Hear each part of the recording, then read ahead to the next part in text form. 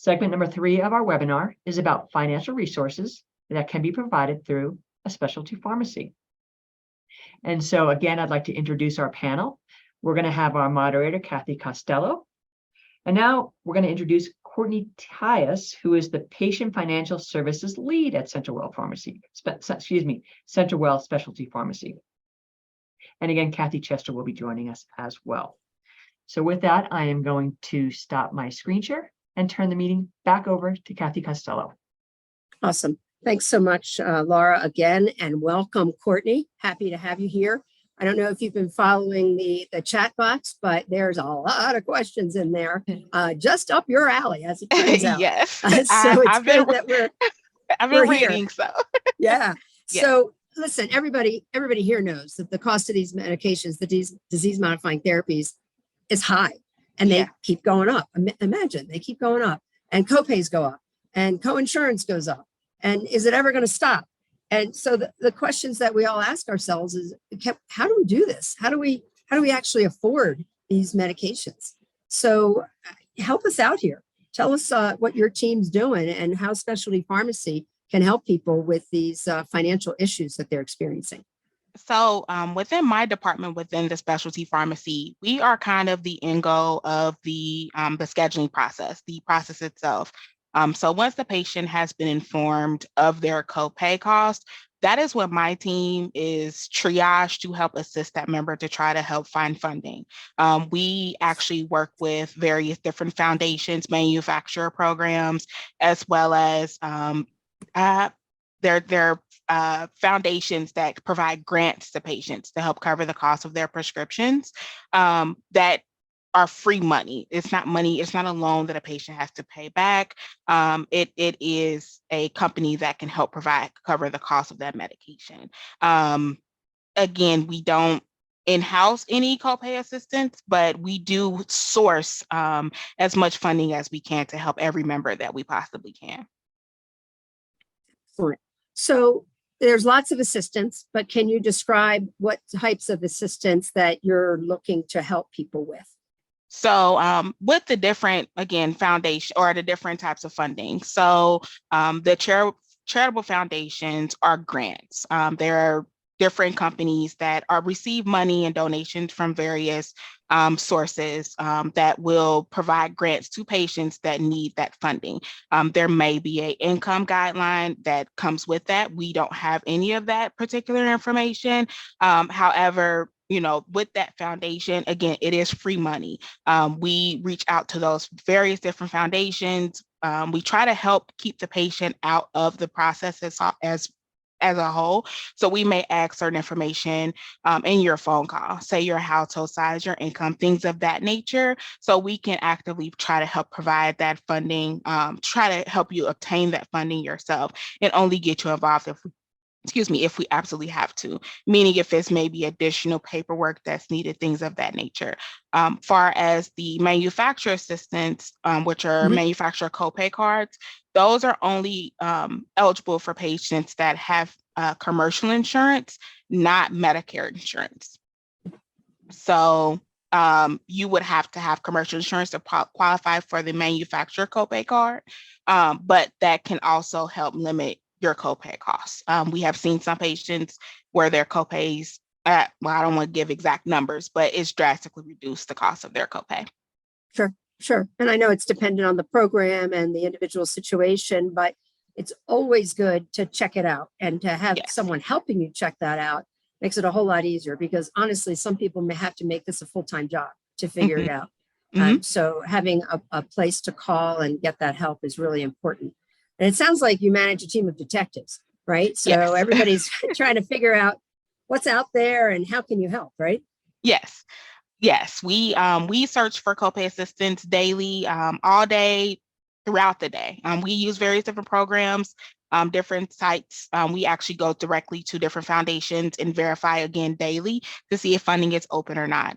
We are actually in process of finding new programs to help us be able to obtain funding faster. But we are searching for funding all day, every day. That's literally what my department does. Yeah. So you mentioned Medicare and that there's differences between what people on Medicare can access and what people on commercial insurance can access. I mean, is that just a government rule? And so how do you manage through that?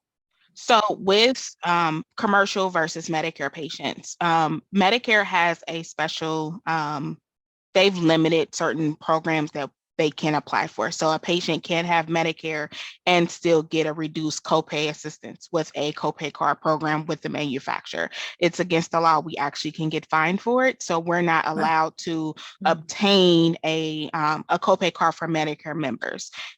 With the foundations, however, it is a grant per se. So it's not actually coming from the manufacturer. It's donated money that was donated to this particular program that can help assist members that have this particular medical disease. Okay, thanks. That's I'm sure there are people that find this all very frustrating and overwhelming. Do you have anything specific up your sleeve that, you know, helps people on these government insurance plans? I mean, these, you know, the grants programs, and people on this call are going to know this, I'm sure, that, you know, they're great and they can cover everything, but, you know, they open and close in like the blink of an eye. So how do you keep up with that? And then if someone's got a grant, how do you know, and how do you keep up with when that grant has to be either reapplied for or renewed? So within our department, within our pharmacy, we actually house the copay assistance information. So as the copay assistance may be coming to an end, we actually do a follow-up. We actually run a report, and we will actually try to proactively reapply for that patient to have continuous coverage. So if we can keep a patient with copay assistance as much as possible, we will. You know, if the different foundations, maybe one foundation had funding this year, but this year they don't, and another one does, we will try to obtain that funding with that next foundation that has that funding for that patient. So again, so there's not a lapse in therapy. We do understand how important it is for patients to stay on therapy for their multiple sclerosis medications. So we really try to keep that funding going for them, even if it's with a different foundation. Right. That's fantastic, because I mean, it speaks to how, I don't know how people could keep up with that. I mean, honestly, you have a team that's trying to keep up with that. So I definitely think everyone would appreciate that. And I'm going to imagine, because I know how frustrated I get when I have to deal with anything to do with health insurance, as it turns out. But I imagine people struggle and are frustrated, and they can be upset at times. And how are ways that you help support people through that? So one of the biggest ways that we really focus on within our department is empathy. We know that, you know, not only coming off of finding out that you may have this multiple sclerosis diagnosis, you know, finding out the high cost of the medication, we try to empathize with our patients as much as possible, as well as showing patience, because again, we know that this is something new to you. You know, we know that this is not an easy pill to necessarily swallow. So again, we try to keep going above and beyond for every patient that we have. We really have some really dedicated people on our team that will, you know, give that person that extra phone call, you know, to say, hey, you know, we just want to let you know that we were able to obtain you this grant, or if we're not able to say, find funding with the foundations, or if they have Medicare, they're not eligible for a copay card, you know, we try to at least get them to the proper place, maybe to a manufacturer where they can possibly get free drugs, free medications from that manufacturer. You know, we know that maybe drug A has funding, you know, and you know, we might be able to obtain that with the manufacturer. The patient can get that for free, but with drug B, they may not. So, you know, if funding does come available, we try to focus on drug B because we know that drug A, that person probably has that drug. But again, we try to do our best to help the member as much as possible.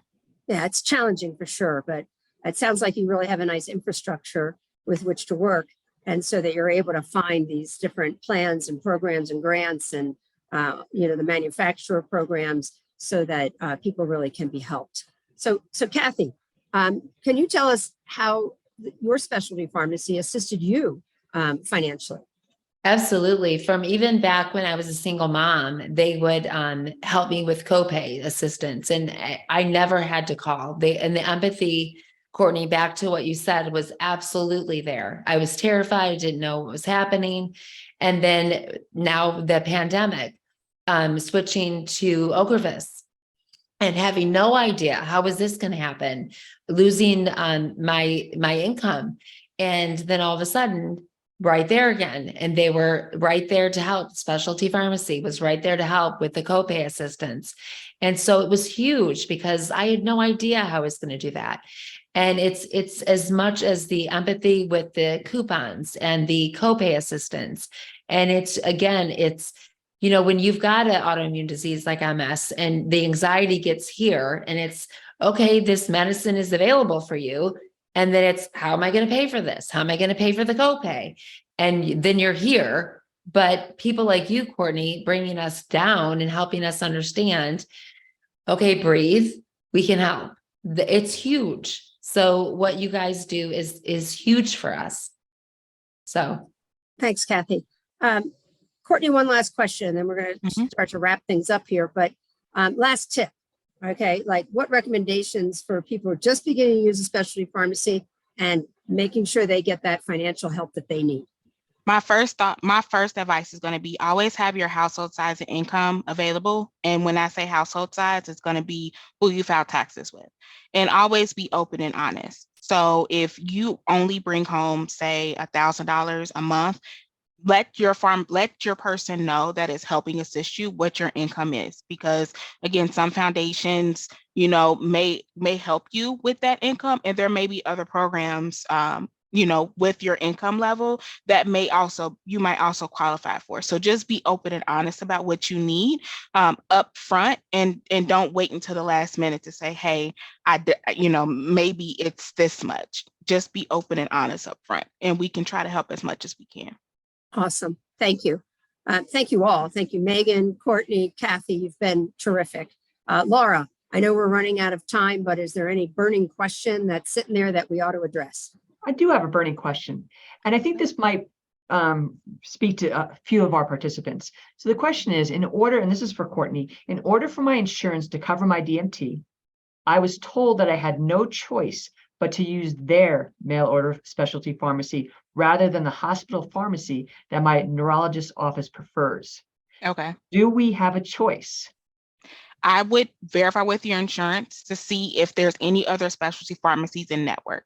Some companies, some insurance will limit you to just their preferred specialty pharmacy, but there are multiples out there that I would just verify if your insurance is within network, and you can see if you can switch over, but there is no guarantee.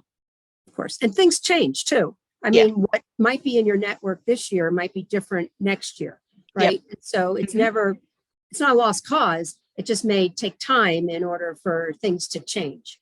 And of course, insurance changes too, right? So all kinds of things are apt to change over time.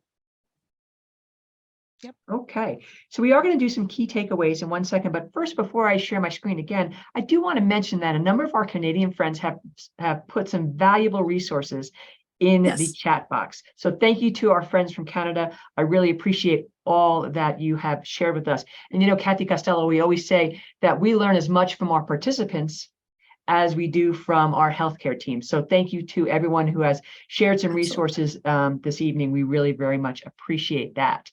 And with that, I think we're going to conclude tonight's webinar with some key takeaways. So I'm going to turn it back to Kathy Costello. Sure. And I'm going to leave these up on the screen, but I'd like each of you in order, Megan, Courtney, Kathy, I want you each to give one line of key takeaway that you want people to walk away from this webinar with. I'm going to start with you, Megan, go. So my key takeaway would be that, you know, care continues at the specialty pharmacy even after dispensing the medication. The specialty pharmacy has a team here to support you throughout your treatment. Thank you. Courtney. Don't feel ashamed to ask for help. It's more than enough out there for anyone. So don't hesitate to ask for help when you need it. Thank you. Kathy.